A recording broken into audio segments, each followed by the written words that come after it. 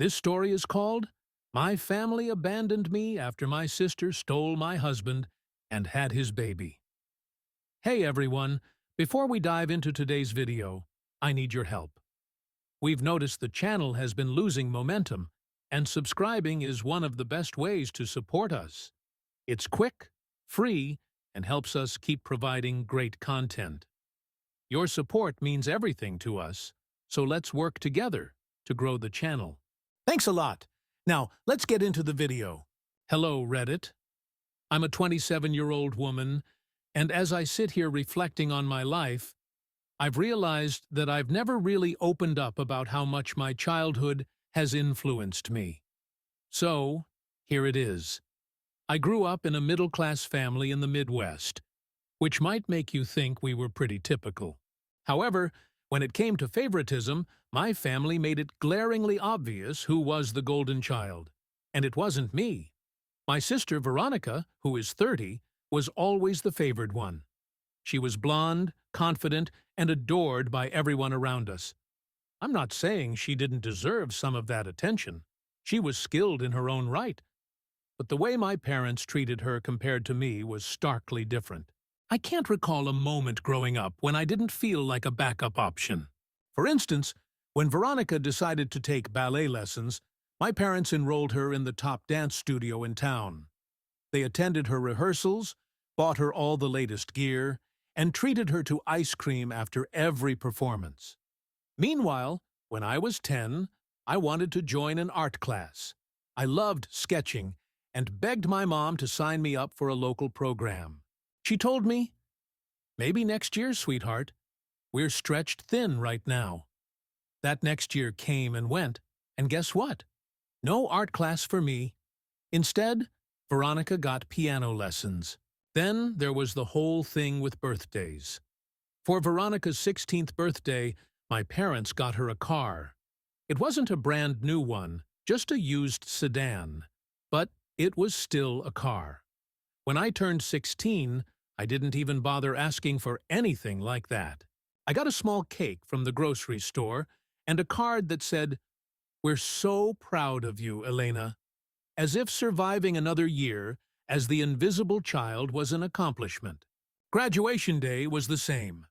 When Veronica graduated high school, my parents threw her a massive party, rented a banquet hall, invited half the town, and made a huge deal out of it. When it was my turn, we had a simple BBQ in the backyard, and it felt more like a let's just get through this kind of event. My dad even said, "Well, we already did the big party for Veronica, so this is just more low-key." What really stung, though, was how they handled college. I worked tirelessly throughout high school, maintained straight A's, volunteered, and got accepted into one of the top fragrance chemistry programs. It was my dream to create custom perfumes. When I shared this with my parents, they seemed underwhelmed. My mom said, "That's great, but we can't offer much help with tuition." Veronica's MBA payments are still a lot. Veronica had moved back home after college since she didn't land her dream job immediately. My parents bent over backward to make her feel comfortable, converting the guest room into her temporary living space, or rather, her second apartment. They helped pay her bills and even funded her coding boot camp. Meanwhile, I worked 2 part-time jobs to cover my school and rent expenses. No help, no handouts, just me working hard while they treated Veronica like their personal cheerleader. Whenever I visited, little things showed how much they favored her. If Veronica casually mentioned needing clothes for a job interview, my mom would take her shopping. Meanwhile, I'd save up for a single pair of jeans, and my mom would say, "Didn't you just buy clothes last month?" If I needed a ride, they acted like I was asking for the world. But when Veronica needed to borrow the car, there was no hesitation. There was also this strange habit my parents had of downplaying my achievements. When I landed an internship at a local fragrance company, I was excited to share the news, but when I called during dinner, my mom's first response was, "That's nice. Did you hear Veronica has a second interview for that marketing job?" It was like, "Cool, But can I get 5 seconds to talk about my life? One Christmas really drove home how much of an afterthought I was.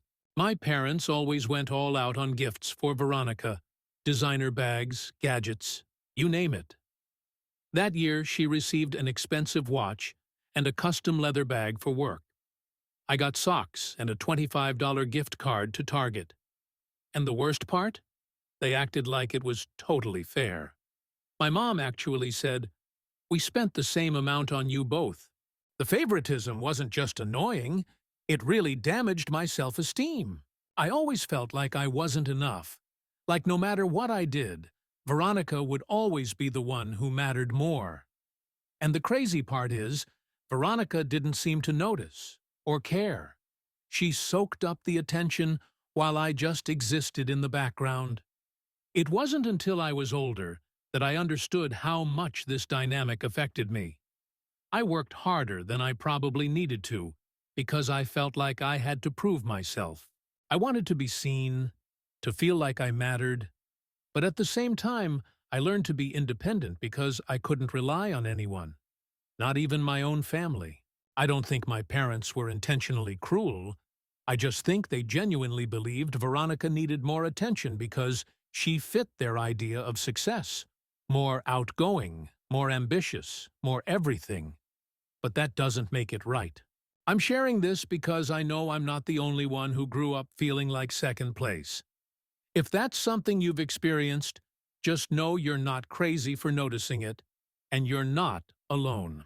During my last year of school, I was juggling so much: classes, 2 part-time jobs, and an internship. One of my jobs was at a boutique perfume shop in the city. It wasn't glamorous, but I loved it. I spent my days surrounded by beautiful fragrances, experimenting with scents when I could, and helping customers find their perfect scent. For me, it wasn't just a job. It felt like a step closer to my dream. That's where I met Adrian. He came into the shop one afternoon looking for a custom scent for a client. He was tall, polished, and had this easy confidence about him. At first, I thought he was just another wealthy guy looking to buy something fancy to impress someone, but he surprised me. He seemed genuinely interested in the process, asking about the ingredients, how scents were layered, and what inspired my creations. We spent almost an hour working on the perfect blend, and by the time he left, I was impressed by how down-to-earth he was. Even though it was clear he had money, he didn't flaunt it. He returned a week later to pick up the final product, and instead of just grabbing it and leaving, he stayed to chat. Over time, Adrian became a regular at the shop. He'd stop by to talk about business, creativity, or life in general. I learned that he ran a startup that had recently taken off, but he never boasted about it. He was more interested in hearing about my studies and my aspirations. No one had ever shown that kind of genuine interest in me before. Not my family, not anyone. Eventually, he asked me out. I was so nervous because I didn't know if I was ready for anything serious. I had so much on my plate, and the idea of dating someone like Adrian was intimidating. But he made me feel at ease. He didn't care that I was still a student juggling 2 jobs. He admired my drive and passion, and for the first time, I felt truly seen. Our relationship progressed quickly, but it felt completely natural. Adrian was supportive in ways I wasn't used to. When I had late-night assignments, he'd send me takeout so I wouldn't forget to eat. When I was stressed about exams, he'd remind me to take breaks. He wasn't just my boyfriend. He became my biggest cheerleader. When Adrian proposed a year after we started dating, I was stunned. I knew we were in a good place, but I didn't expect it so soon.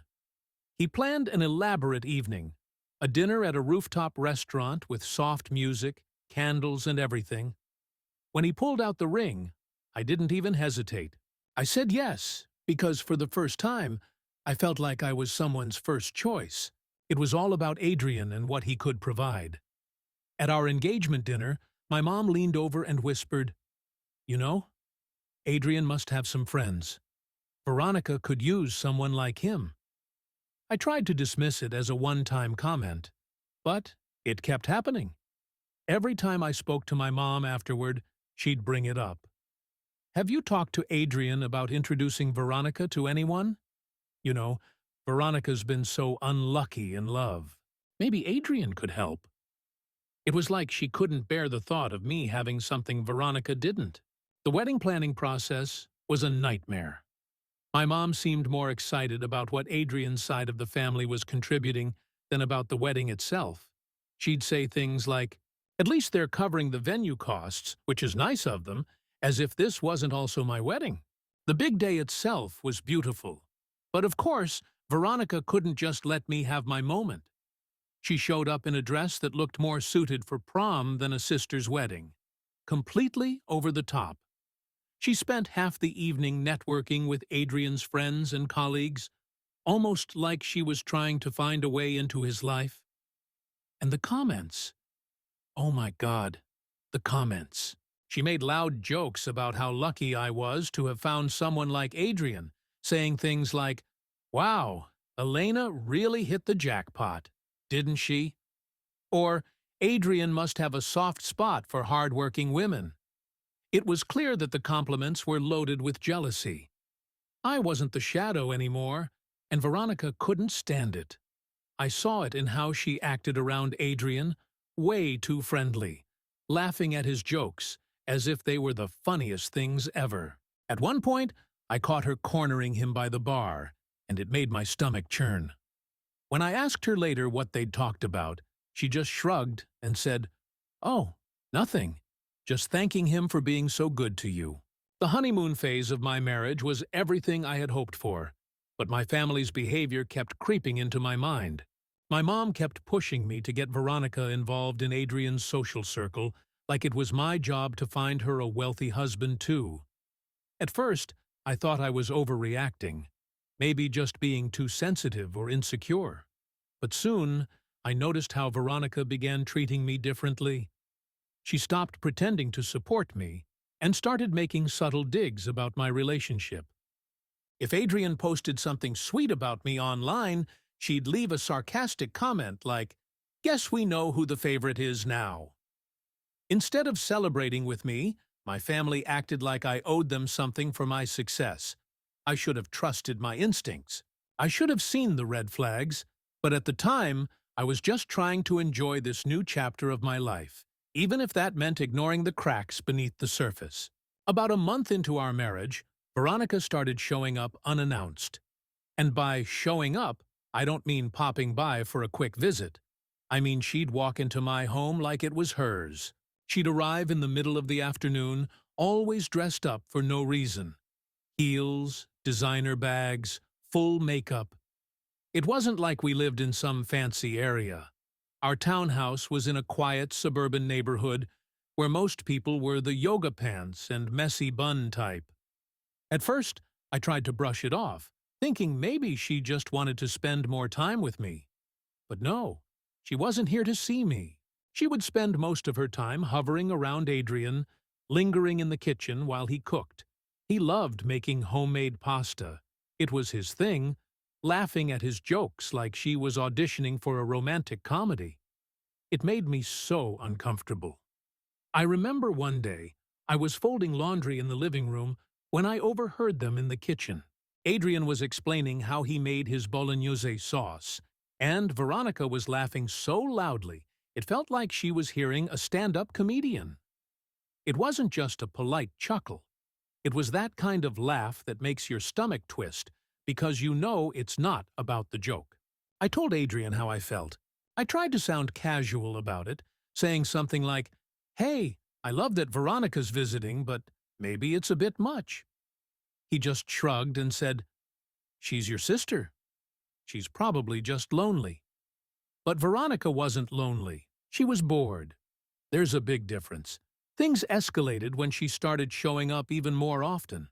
Once, I came home from work to find her sitting on our couch with Adrian, eating takeout from our favorite restaurant, like they were having a little date night. When I asked what was going on, she smiled and said, "Oh, I was in the neighborhood. and thought I'd keep Adrian company since you were working late. That's when I started noticing even more things. Veronica had this way of finding reasons to touch Adrian, adjusting his tie, brushing lint off his shirt, leaning in a little too close when she talked to him. Adrian didn't seem to notice, or at least pretended not to. One night, everything came crashing down. I had just gotten home from a long shift at the boutique and walked in to hear Veronica laughing again. This same laugh. I stood frozen in the hallway, just listening. Finally, I worked up the courage to walk in. And there they were. Veronica was perched on one of the bar stools, leaning in, while Adrian stood across from her with a stupid grin on his face. I don't even remember what they were talking about. All I remember is how my heart sank. Later that night, I confronted Adrian. I asked him, "What's going on with you and Veronica?" He looked at me like I was crazy and said, "What do you mean?" I said, "She's your sister. So why does it feel like she's here for you and not for me?" He denied everything, claiming I was overthinking it. He said Veronica was just being friendly and that I needed to relax. But I couldn't shake the feeling that something was wrong. The final straw came a few weeks later. Adrian started coming home late, always with an excuse: work dinners, meetings, errands. One night, he walked in at nearly midnight, smelling like perfume. Not just any perfume, but something floral and sweet, like jasmine and vanilla. I'm a perfumer. I know every scent in my collection, and that wasn't one of mine. I didn't even have to ask. He admitted it before I could get the words out. "Elena," he said, "Veronica and I are in love." In love. Those two words hit me like a freight train. My sister. My husband. I couldn't process it. All I could think was, how? Why? I didn't cry, not right away. I just stood there, staring at him while he mumbled something about how these things happen, and how he didn't mean for it to happen. It felt like I was watching my life fall apart in real time. The next day, I called my parents. I was desperate. I needed somewhere to stay while I figured out what to do. My mom answered the phone and I explained everything. I told her I needed to come home for a little while. She hesitated, then said, "Oh, honey, I'd love to help, but the house is under renovation right now. It's such a mess." Renovation? They'd lived in that house for 20 years and never renovated a thing. So I called my dad. He gave me the same excuse. "It's just not a good time, sweetheart. You know how it is." I hung up the phone and just sat there, staring at the wall. My parents had never really been there for me, but this was a new low. Not only was I dealing with betrayal from Adrian and Veronica, but now my entire family had abandoned me. I spent that night in our guest bedroom, scrolling through apartment listings I couldn't afford, and wondering how I'd gotten to this point. I felt completely alone. It took weeks of overthinking, replaying every conversation, every interaction in my head, before I finally pieced everything together. My parents had known about Veronica and Adrian's affair the entire time. They weren't just unaware, they had actively supported it. At first, I didn't want to believe it. Who would? But the signs were all there, so obvious now that I looked back. My parents brushing off my calls when I begged for a place to stay. My mom's vague excuse about renovations. My dad's awkward tone, like he was trying to avoid saying too much. They hadn't been protecting me. They'd been protecting Veronica. Their golden child could do no wrong in their eyes, even when she betrayed her own sister. They still prioritized her comfort over my pain. They didn't want me moving in because it would have been too messy for them. They didn't want to deal with the fallout of their blatant favoritism. I filed for divorce, and the process went quickly, as Adrian had already made me sign a prenup before we got married. He made sure I walked away from the marriage with nothing. After everything fell apart, I was desperate for some kind of support, so I reached out to his parents. I didn't do it to air out our dirty laundry. I just wanted to inform them of what happened and maybe find some clarity. His mom was surprisingly kind to me, admitting that she had doubts about Veronica from the start. But Adrian didn't see it that way. He found out I had contacted his family and accused me of trying to turn them against him. He claimed I was stirring up drama and ruining his reputation. Ironic, considering the mess he'd created. As if that wasn't enough, Adrian took things a step further. It wasn't enough that he had destroyed my trust, my marriage, and my family. He decided to ruin my career too. I found out when I showed up to work at the boutique one morning and was called into the manager's office. My boss, who had always been supportive, couldn't make eye contact with me. She handed me a final paycheck and mumbled something about restructuring and how things weren't working out. It didn't make sense until a coworker let it slip that Adrian had spoken to the owner, claiming I was causing drama that was bad for business. I was furious. I wanted to storm into his office, scream at him, demand answers, but I didn't. What was the point? He wasn't worth it. For days, I sat in my new tiny apartment, staring at the walls, wondering what I was going to do. Rent was due soon, and without a job, I had no idea how I was going to pay it. I felt like the universe had taken everything I had worked for. But then one night, something clicked. I was scrolling through Instagram, looking at pictures of people I didn't even know living lives I couldn't afford, when I stumbled across a post about small businesses. It was about a woman who had started her own candle-making company. Tihlans. While at my desk, scrolling through Instagram, I stumbled upon a post by a woman who had started her own candle-making business. She talked about how she transformed her passion into a career and built something from the ground up. As I sat there holding my phone, I thought, why not me? I had always dreamed of launching my own perfume line, but I had been putting it off, thinking I wasn't ready.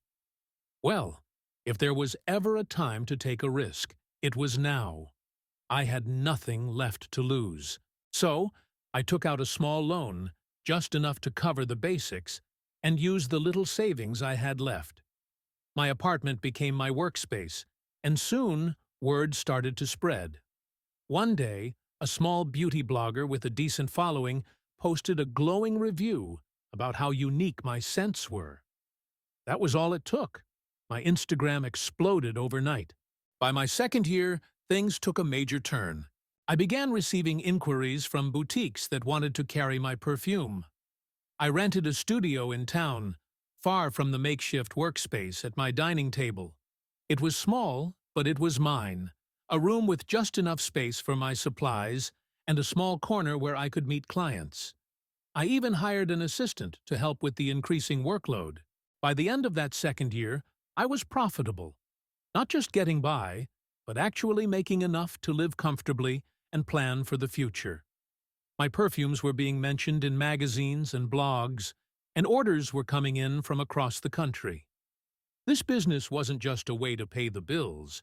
It was my way of taking control of my life again. Each bottle I created was a small victory, a reminder that I could build something beautiful from the ashes of everything I had lost. Then, out of nowhere, on a rainy afternoon when all I wanted was to curl up with a cup of coffee, I was in my studio packing an order for a boutique in Seattle when I heard the doorbell. At first, I thought it was my assistant coming back from Starbucks, or maybe a customer wandering in. But when I turned around, it was her, Veronica, holding a baby in her arms. I froze. She looked a mess. Hair in a messy bun, dark circles under her eyes, her coat soaked through, and the baby wrapped in a onesie that had clearly seen better days. For a second, I thought I was imagining things. Why would she be here? But no, it was real. "Elena," she said, her voice shaking. "I didn't know where else to go. I just stood there, staring at her. It had been 2 years, 2 whole years since I last saw her. The last time was at a family gathering where she and Adrian were strutting around like the king and queen of everything. Now, she looked like life had knocked her down a few hundred notches. "What do you want, Veronica?" I asked, trying to keep my voice steady. She shifted the baby in her arms and gave me this pitiful look. "I need help," she said, finally. "Adrian left. I... I don't have anyone else to turn to." I almost laughed. Adrian left her? Wow, what a shock. Who could have predicted that one? Literally everyone except her. "Adrian left you?" I said, raising an eyebrow. "Gee, I wonder why." She winced but didn't argue. "Elena, please. I know I've made mistakes. I know I hurt you, but I'm desperate. I have nowhere else to go." And then she said it. "This is your nephew," motioning to the baby. "Don't you want to meet him? My nephew, right?" I glanced at the baby. He looked innocent enough. But then I looked back at Veronica, the same sister who had ruined my life without a second thought. Any sympathy I might have felt vanished. "Why don't you call Adrian?" I asked. "Isn't this his kid?" Her face turned red, and she started stumbling over her words. "Well, no, he's not." Of course he wasn't. It all came spilling out after that. Apparently, after Veronica had won Adrian over, she realized he wasn't the perfect husband she had imagined. Sure, he had money, but he was also controlling and kind of a jerk. Shocking, right? So naturally, she started cheating on him. She kept draining his bank account to fund her lifestyle, buying luxury bags and going on trips. But when Adrian found out about the cheating, he cut her off completely. Since then, she'd been trying to keep up appearances, posting old vacation photos and buying designer clothes to make it seem like her life was still perfect. But you can only fake it for so long. When she came to me that day, she was absolutely falling apart. "Elena, please," she begged, tears streaming down her face. "I know I don't deserve your forgiveness, but I'm begging you. I have no money, no home, nothing. I can't do this on my own." I just stared at her. Part of me wanted to scream, "Are you kidding me?" The same sister who took my husband, destroyed my marriage, and treated me like nothing. Now she was standing here, begging for help. "You have some nerve," I said finally. "You didn't care about me or my life when you were tearing it apart, but now you want me to bail you out?" She started sobbing harder, but honestly, I wasn't moved. This wasn't new. Veronica had always been good at turning on the waterworks to get what she wanted. "I don't have anywhere else to go," she said again. "That's not my problem," I replied. "You made your choices, Veronica. Now live with them or go to your lovely parents. Just stay the hell out of my life. All of you." I walked to the door, opened it, and motioned for her to leave. She hesitated, standing there like she thought I would change my mind. But when she saw I wasn't budging, she clutched the baby tighter and walked out into the rain without another word. As the door shut behind her, I stood there for a minute, letting it all sink in. I didn't feel bad. Not really. Maybe for the baby, sure, but not for her. I went back to my desk and tried to focus on work, but my mind wouldn't stop. I kept thinking about how far I'd come since the mess she made of my life 2 years ago. Her showing up like that would have broken me before, but now, I felt free. I didn't owe Veronica anything. She made her bed, and she could lie in it. I had spent too much time trying to clean up her messes, and I was done. I've always believed in karma. It might not come immediately, but eventually, people get what's coming to them. And let me tell you, karma didn't hold back, not just with Veronica, but with Adrian and even my parents. Adrian's business went downhill faster than a kid on a sled in January. After he left Veronica, she didn't go quietly. She blasted him all over social media, posting long rants about how he emotionally abused her and controlled her every move. Never mind that she was the one cheating on him while living off his money. People talk, and word spreads fast. In his industry, potential investors backed out, business partners stopped answering his calls, and his reputation tanked. Adrian wasn't the saint he pretended to be, and people finally started to see it. Last I heard, he sold his company for far less than it was worth, just to cut his losses and pay off debts. One day, Adrian showed up out of nowhere. I was in my studio, testing a new scent, when he walked in like we were old friends. He looked different, less polished, more tired. He had this sad, almost desperate vibe about him. He started with some awkward small talk, and then came the bombshell. "I made a mistake, Elena," he said. "I didn't realize what I had until I lost it." He went on about how Veronica had ruined his life, how he missed the way things used to be between us, and how he was hoping we could start over. I didn't even let him finish. I just looked at him and said, "Adrian, I built myself a whole new life, and there's no space for you in it." Then I told him to leave. The audacity of that man. Eventually, Veronica had to move into a small apartment in a less than ideal part of town. She now works at a call center, the kind of job she used to mock people for having.